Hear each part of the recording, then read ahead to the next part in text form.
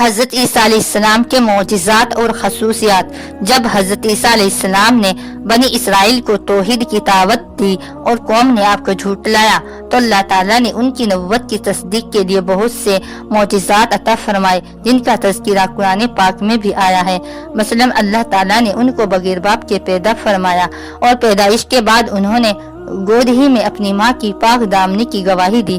اللہ کے حکم سے وہ مردہ کو زندہ اور پیدائشی اندھوں کو دیکھنے والا کر دیتے، مٹی سے پرندے بنا کر پھونک مار کر اڑا دیتے، کوڑھ کے مریضوں پر ہاتھ پھیر کر اچھا کر دیتے، لوگوں کے گھروں میں رکھی ہوئی چیزوں کے بارے میں خبر دیا کرتے تھے، اور حواریوں کو فرمائش پر آپ کی دعا سے آسمان سے کھانے کا دسترخوان نازل ہوا۔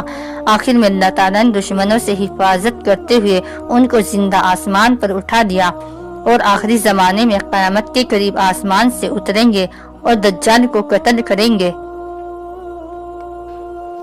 اصحاب کہف کا بیان۔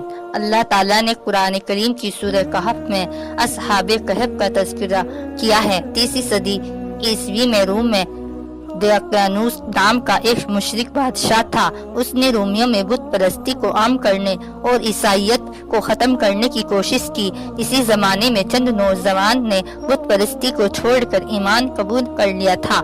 ان کو بادشاہ کی طرف سے اپنے دین اور اپنی جان کا خطرہ لاحق ہوا تو انہوں نے اللہ کے حکم سے ایک غار میں پناہ لی۔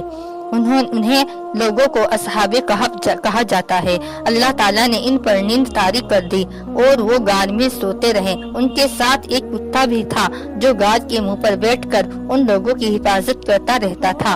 پھر اللہ تعالیٰ نے 309 سال کے بعد انہیں اپنی قدرت سے جگایا۔ ان میں ایک شخص اپنے زمانے کے پرانے سکے لے کر کھانا خریدنے کے لیے شہر میں آیا تو لوگوں کو ان نوجوانوں کا علم ہوا۔